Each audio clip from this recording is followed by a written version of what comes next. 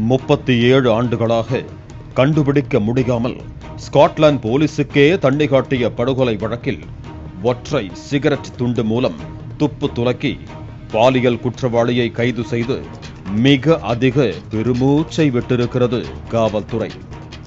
ஒற்றை சிகரெட் துண்டை வைத்து 37 ஆண்டுகளுக்கு பிறகு குற்றவாளியை கைது செய்தது எப்படி? கொலையான பெண்ணுக்கு அன்று இரவு நேர்ந்தது என்ன? இத்தனை ஆண்டு காலம் கண்டுபிடிக்க முடியாமல் திணறியது ஏன் என தெரிந்து கொள்ள ஆரம்பித்த போதுதான் OTT கிரைம் த்ரில்லர் கதைகளையே ஓரங்கட்டியிருக்கிறது இந்த உண்மை சம்பவம். ஸ்காட்லாந்து கிளாஸ்கோ நகரத்தில் உள்ள மான்ஃபீல்ட் பூங்காவுக்கு எதிரே அமைந்துள்ளது டக் கிளப். அப்போது ஹைண்ட்லாண்ட் என்று அழைக்கப்பட்ட இந்த மதுபான விடுதியில் குடித்துவிட்டு பொழுதை போக்கிய மேரி மேக்லாஃப்லின்ஸ் என்பவர் இரவு 10:15 மணியளவில் தனியாக வெளியேறியுள்ளார். அங்கிருந்து ஒரு 1.5 கிலோமீட்டர் தொலைவில் உள்ள தனது வீட்டுக்கு பச்சை கலர் ஆடைகளுடன் நடந்து செல்ல ஆரம்பித்தார். ஆனால் அவரை ஒரு உருவம் பின்தொடர்ந்து கொண்டிருக்கிறது என்பது அவருக்கு தெரியவில்லை. டம்பர்டன் சாலையில் உள்ள ஒரு கடைக்கு சென்று ஜாலியாக பேசி சிரித்துக் கொண்டிருந்தார். பிறகு ஃப்ரைட் ரைஸ் ஆர்டர் செய்ததோடு தான் புகைக்கும் சிகரெட்டை வாங்கிக் கொண்டு மீண்டும் நடக்கத் தொடங்கினார்.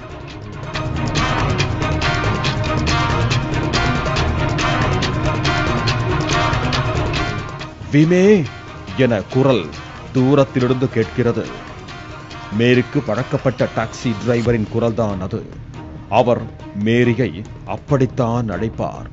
தனது காலணிகளை கையில் ஏந்தியவாறு டாக்ஸி டிரைவருக்கு டாடா காண்பித்துவிட்டு மீண்டும் செல்கிறார்.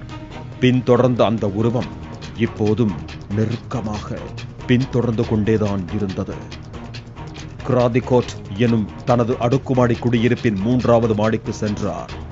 அப்போதும் பின்தொடர்ந்த உருவம் எப்படி வீட்டுக்குள் நுழைந்தது என்பது கேள்விக்குறி. ஆனால் உள்ளே நுழைந்த அந்த உருவம் மேரியிடம் மிக கொடூரமான பாலியல் தாக்குதலில் ஈடுபட ஆரம்பிக்கிறது.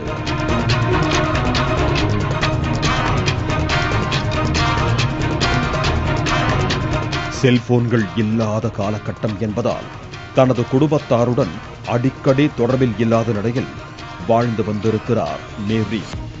வாரத்திற்கு ஒருமுறை அவரது மகன்களுள் ஒருவரான மார்டின் மேரியை பார்க்க வருவது வாடிக்கை. 1984 ஆண்டு அக்டோபர் 2, 24 வயது மகன் மார்டின் வழக்கம் போல மேரியின் வீட்டுக்கு வந்து கதவை தட்டுகிறார். மேரியிடம் இருந்து எந்த பதிலும் வரவில்லை. நெடுநேரம் காத்திருத்தலுக்கு பிறகு உள்ளே எட்டி பார்த்தபோது துர்நாற்றம் வீச ஆரம்பித்துள்ளது. உடைத்து உள்ளே சென்று பார்த்தபோது பெட்டில் படுத்த நிலையில் இறந்து கிடந்துள்ளார் மேரி.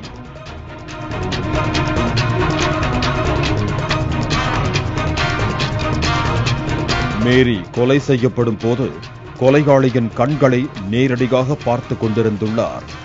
அவர் கழுத்து நெரிக்கப்பட்டு 5 நாட்களுக்கு முன்பே கொல்லப்பட்டிருக்கலாம் என கூறினார்கள் பிரேத பரிசோதனை செய்த ஃபாரன்சிக் டாக்டர்கள். ஆனால் கொலையாளி குறித்த எந்த தடயமும் காவல்துறைக்கு கிடைக்கவில்லை. டாக்ஸி டிரைவர் உள்பட கிட்டத்தட்ட 1000க்கும் மேற்பட்டவர்களிடம் வாக்குமூலங்களை பெற்றனர் போலீசார். ஆனாலும் கொலையாளிகளை பிடிக்கும் முயற்சிகள் தோல்வியிலேயே முடிந்தன. வெவ்வேறு காலச்சூழல்களில் 2 நபர்களோடு வாழ்ந்து வந்த மேரிக்கு மொத்தம் 11 குழந்தைகள் பிறந்தனர். ஆனால் குழந்தைகளை விட்டு பிரிந்து தனியாக வாழ்ந்து வந்துள்ளார். தனது குடும்பத்திற்குள்ளேயே கொலையாளி மறைந்திருப்பதாக சந்தேகத்தை வெளிப்படுத்தினார் மேரியின் மகள் ஜீனா. 2008 ஆண்டு நடந்த 4 தனித்தனி விசாரணைகளிலும் சந்தேகத்திற்குரிய நபர்களை குற்றவாளி என உறுதிப்படுத்த முடியவில்லை. 2014 5வது மறு விசாரணை தொடங்கியது. 1984 ஆண்டு சேகரிக்கப்பட்ட சாம்பிள்களில் கொலையான மேரியின் கூந்தல், நகங்கள் மற்றும் சிகரெட் துண்டுகளை வைத்து 30 ஆண்டுகளுக்கு பிறகு மீண்டும் விசாரணை தொடங்கப்பட்டது. தண்டனை பெற்ற குற்றவாளிகளின் 1000கணக்கானோரின் விவரங்களோடு ஒப்பிட்டு பார்க்கப்பட்டது. அது கிரஹாம் மெக்கல் என்ற நபரின் விவரங்களோடு மேட்ச் ஆனது. அப்போதுதான் வழக்கில் திருப்பமே ஏற்பட்டது. பாலியல் வன்புணர்வு வழக்கில் ஏற்கனவே தண்டனை பெற்ற கிரஹாம் மெக்கல் மேரி கொல்லப்பட்ட அன்று சிறையில் இருந்தார் என்பதுதான் இந்த வழக்கில் ஒரு புதிராகவே இருந்தது. அதனால்தான் அவரை இதில் குற்றவாளியாக ஆக்குவதற்கு தடையாகவும் இருந்தது. ஆனால் பிறகுதான் 1984 அக்டோபர் 5ஆம் தேதி கிரஹாம் மெக்கல் பரோலில் வெளியில் வந்துள்ளார். செப்டம்பர் 27ஆம் தேதி மீண்டும் சிறைக்கு திரும்பியுள்ளார். இந்த காலகட்டத்தில்தான் மேரி பாலியல் வன்கொடுமை செய்யப்பட்டு கொல்லப்பட்டிருக்கிறார் என விசாரணையின் முடிவு அதிர்ச்சியை ஏற்படுத்தியது. அவர் பரோலில் வந்ததற்கான ஆவணங்கள் கணினி இல்லாத காலகட்டத்தில் காணாமல் போனதால் கண்டுபிடிக்க முடியவில்லை என காவல்துறை தரப்பில் கூறப்படுகிறது.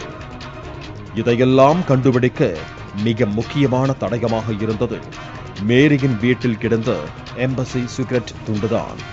மேரி வழக்கமாக வுட்பைன் என்ற வித்தியாசமான சிகரெட்டை புகைத்து வந்துள்ளார் என்பது அந்த கடைக்காரனின் வாக்குமூலத்தின் மூலம் உறுதி செய்யப்பட்டது. ஆனால் வீட்டில் கிடந்த இன்னொரு வகை சிகரெட் துண்டை வைத்து டெக்னாலஜிகளின் உதவியுடன் மரபணு சோதனை செய்த போது கிரஹாம் மெக்கல் தான் குற்றவாளி என்பதை உறுதி செய்ய உதவியாக இருந்துள்ளது. கிளாஸ்கோ நகரின் மேற்கு பகுதியில் வசித்து வந்த 58 வயது மேரியை பாலியல் வன்கொடுமை செய்து அவரது ஆடையை வைத்து அவரது கழுத்தை நெரித்து கொன்றது கிரஹாம் மெக்கலிடம் நடத்தப்பட்ட விசாரணையில் தெரிய வந்தது. 37 ஆண்டுகளுக்கு பிறகு மேரியின் கொலை வழக்கில் தண்டிக்கப்பட்டிருக்கிறார் கிரஹாம் மெக்கல். குற்றங்கள் புரிந்து தடயங்களை மறைத்து எத்தனை ஆண்டுகள் மறைந்திருந்தாலும் பின்தொடர்ந்து கொண்டேதான் இருக்கும் குற்றத்துக்கான தண்டனை.